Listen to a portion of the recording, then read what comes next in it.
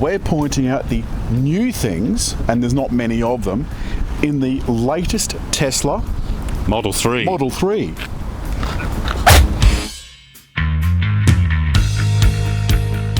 So it's around 81,000 and a little bit of change. There's been a few updates. There's things like some, I think, colours. The door handles are now black, but basically it operates the same way that Model 3s did right from when they were released. The interesting thing is, of course, now there's no free charging. That's all timed, and it goes onto your Tesla account. So you take this thing in, back it up to a charger, put the charging thing in it, then it just charges your Tesla account, and they deduct it from your credit card. Of course they do. Of course they do. Which is fine. It's just the automated systems that are working much easier now. So David's now going to demonstrate for me opening the electric boot. David, would you like to demonstrate? And there's a little button up here at the top. There's plenty of space. There's an extra well down there where the charger for home is, or for, if you're out, you can put it into a 3-point plug charger at home. David, would you like to close the boot for me? Now, so this has got dual motors, which means, of course, all-wheel drive. And David, you've been impressed with the all-wheel drive? Look, what it does with the power that's got, which is unbelievable, and we've had wet weather, and I've never broken traction in acceleration. You've broken wind but never traction. Well, no, you can even fake that too with the interior, but that's another story. Which we're going to show you. Which is really funny. Not. Okay. David's now going to select reverse by pressing the lever upwards, and you can see that it's brought up the view from the various cameras around the car, one at the front, one at the back, at the side, and there's also cameras at the side upper in the pillars. In this particular instance, it's got the rear view and the side views facing backwards, which I think is clever. When we picked the car up, this mirror wasn't working, so they had to replace it.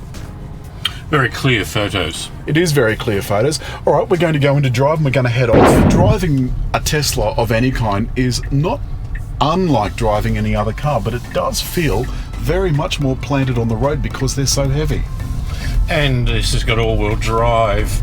It's got heaps of power, but oh, it's just like a beautiful, large luxury boat that just whooshes through the water. You've got no idea about noise from engines or anything. It just does it, and does it so effortlessly. It is beautiful. David, the 3 models I spoke about outside are Standard Range Plus, Long Range, and Performance. The 4.4 second version is the one we're in, so 4.4 seconds 0 to 100 I think is enough to be going on with a theoretical range of 657, but we've tried to fill it up twice, and I think the best we've gotten is about 510. So it doesn't fill the battery right up, and I think it does that to preserve the life. Is that right? Yeah. You're the engineer?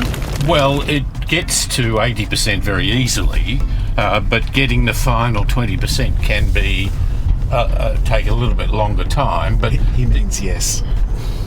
I'll take that as a yes. I'll take that as a comment. Because I was trying to move on to the warranty, which is 4-year, 80,000 kilometre for the car, 8-year, 160,000 for the battery. That's not quite as good as Toyota's warranty, which I think is a little bit strange, but I think that's indicative of Tesla's quite secretive, really, isn't it? You don't find out necessarily as much. You certainly don't find out the sales volumes. No. Now, there's a few other things that you'd probably not be aware of.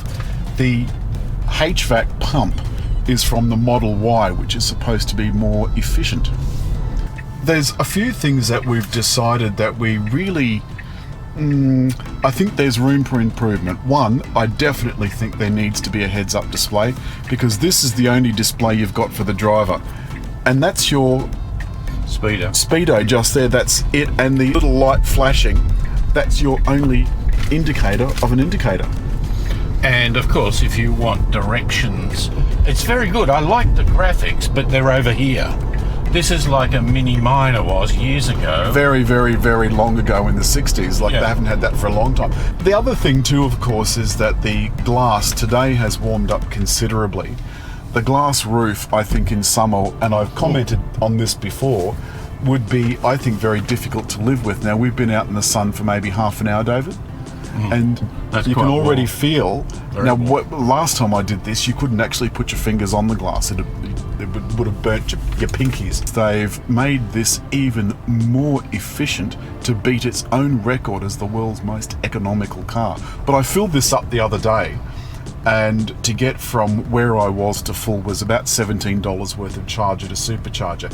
Some of the other updates are there's satin trim side repeaters, door handles, and brightwork. So I suppose that would make it dull work if it's black or satin. Because brightwork is chrome, and I think you can't get enough chrome. I think the thing that people have to keep in mind about electric cars generally, not just Tesla, but all electric cars, is there's nothing to service. Now, David and I went to the service centre the other day, and there must have been 100 Teslas in there. And all of them are in there just to get little tweaks, little things. We had to go and get our camera replaced. But that, I imagine, in the scheme of things, isn't very expensive if you had to pay for it yourself.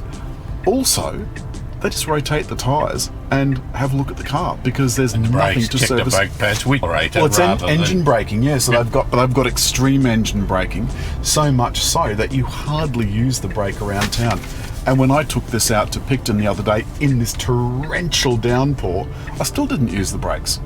So I would think they'd be more likely to rust before they wore out, quite frankly.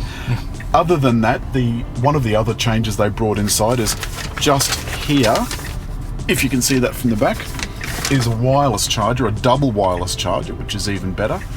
There's two USBs here in the center console. They are USB-Cs though, and the other one is tucked way up the back of the glove box, which I think is virtually useless because I had so much trouble getting anything into it. Plus, of course, you've got to go to the screen to get to the... Yeah, well, there's no glove box button.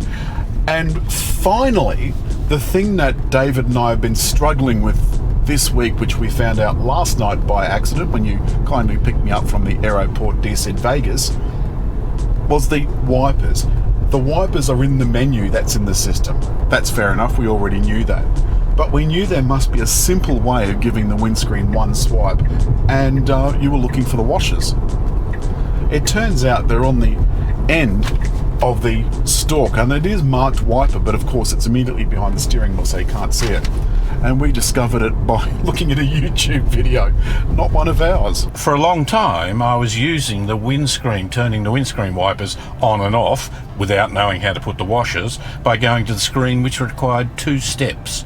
So take your eyes off the road, select one, select the other of what you want. And mostly everything's 2 steps away. Yeah. And I think you raise an interesting point. Everything is 2 steps away, which I think is a little bit desperate. But look, that's really just it. It was just a quick touch base, since we had to put off the video we were going to do because of the torrential rain. Join us next week. That's all this week from the Tesla Model 3. I think it is absolutely brilliant car. It's not exactly what I'd call entry level, and I don't think it's really accessible to all people. But I think the important thing for most electric car users is the ease at which you can charge them, but you do have to modify your lifestyle. And I'm not sure currently that people want to modify their lifestyle. You can plug it in at your place at home, but I can't. It's not for everybody. No. It's not an all or nothing at the moment. And it is behaviour change, which we've got to adapt quite a few things to get used to it. Exactly. Maybe not any of them are huge, but altogether you've just got to process through that rather than think, oh, well, I'll hop out of one car into the other. And most people don't want to process. I think that's what we've found. But, as always, if you've liked the film, leave a comment, hit like, Subscribe. above all, Above all. subscribe. It is really difficult to find good help just over here.